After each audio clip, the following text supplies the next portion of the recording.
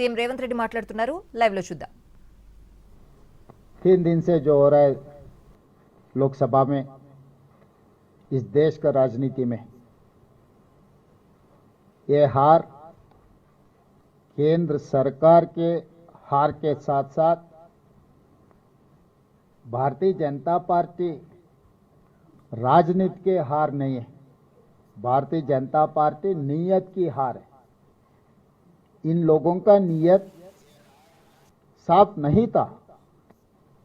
पहले से हम लोग कह रहे थे नीयत साफ है तो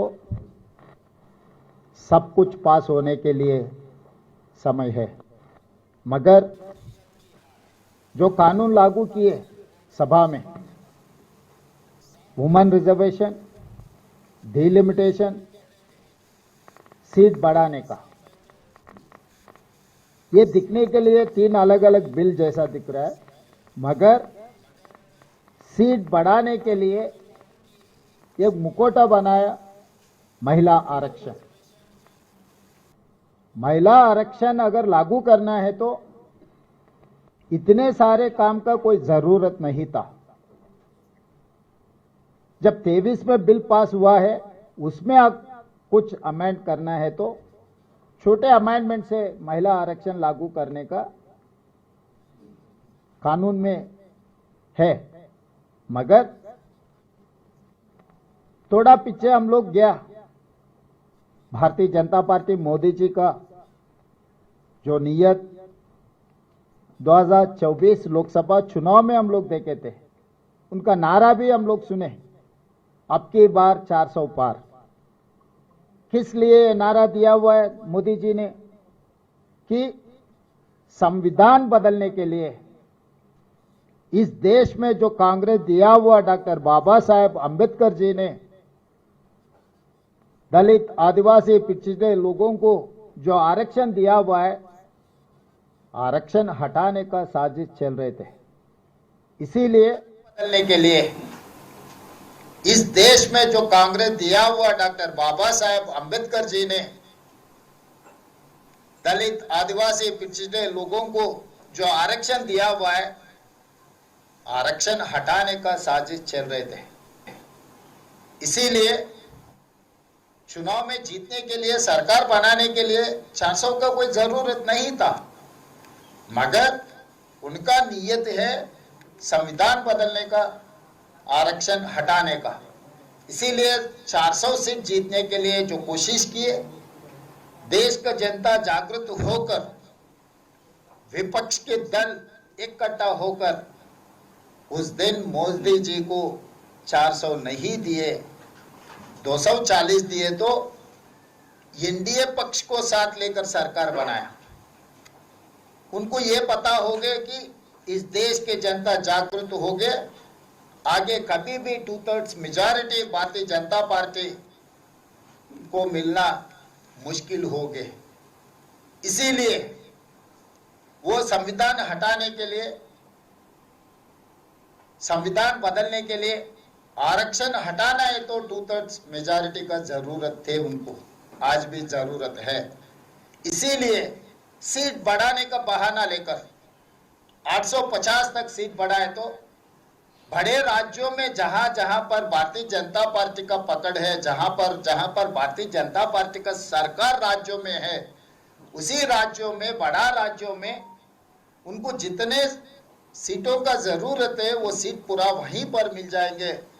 तब 2/3 मेजॉरिटी लेकर संविधान बदलने का, आरक्षण हटाने का एक नियत लेकर लोकसभा में कानून लगाए। तो इसीलिए इस देश के जनता इस बार अगर ये सीट बढ़ाने का काम कामयाब हो गए तो मोदी जी और एनडीए सरकार को कोई रोकने वाला नहीं है संविधान बदलने का और आरक्षण हटाने का। इसीलिए देश का जनता पूरा जागृत होकर, विपक्ष दल इकट्ठा होकर कल लोकसभा में मोदी जी का नियत को हरा दिए।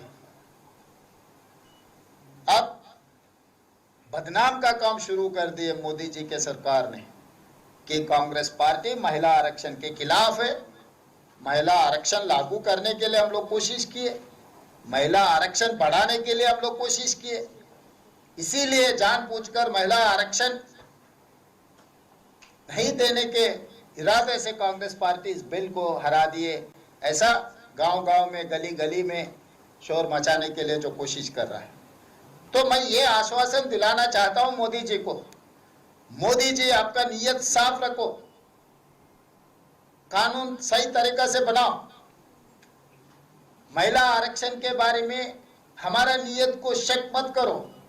इस देश में पहली बार महिलाओं को वोट हक दिए कांग्रेस पार्टी ने।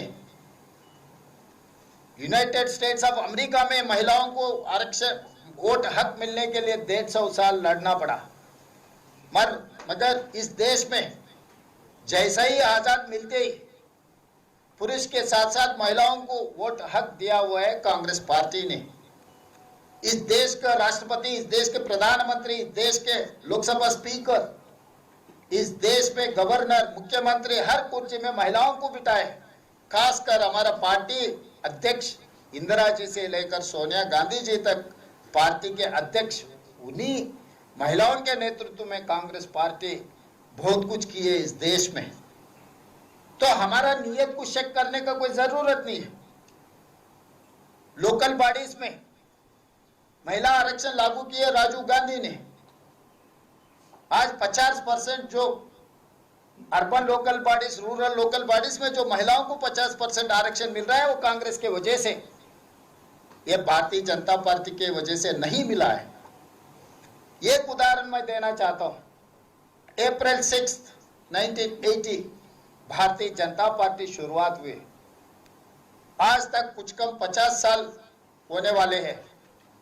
15 अध्यक्षों को नियम किए भारतीय जनता पार्टी ने।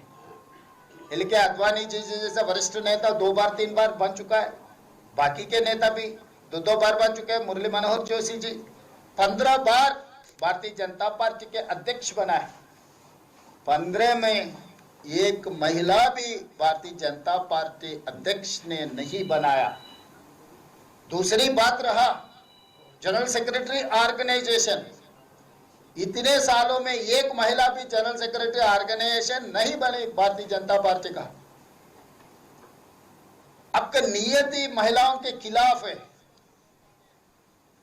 आज कांग्रेस पार्टी को बदनाम करने के लिए कोशिश मत करो। पूरा देश के जनता, 140 करोड़ जनता ने देख चुका है आपका राजनीति क्या है, आपका नियत क्या है। आपके नियत को कल सब मिलकर हरा दिए। आगे कांग्रेस पार्टी को, इंडिया अलायंस को बदनाम करने के लिए कोशिश मत करो।